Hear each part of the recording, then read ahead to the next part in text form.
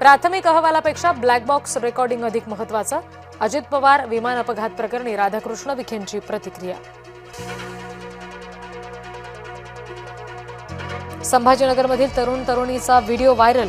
तरुण या तरुणीला ओढत नेत असल्याचा व्हिडिओ. क्रांती चौक पोलीस हद्दीतील नागेश्वरवाडीमधली घटना.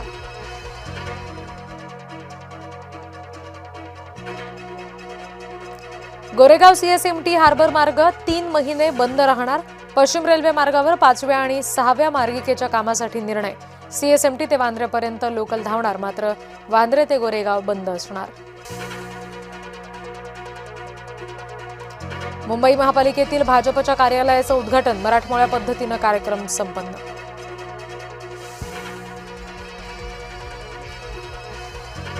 मुंबई पुणे एक्सप्रेसवेवर आजही वाहतूक कोंडी.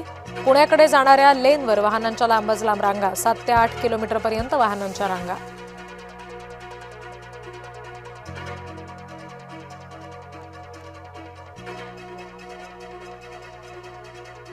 ओला, उबर आणि रॅपिडोचा 7 फेब्रुवारीला देशव्यापी संप. खासगी वाहनाने प्रवास करणाऱ्यांना फटका बसणार. ऑल इंडिया ब्रेकडाऊन असं संपाचं नाव.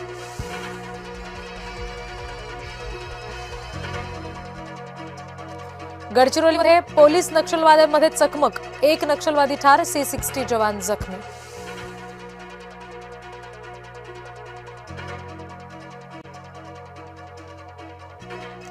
मेघालयात अवैध कोळसा खाणीत भीषण स्फोट. स्फोटात 18 मजुरांचा मृत्यू. भिवंडीमध्ये 50 गोदामांवर कारवाई.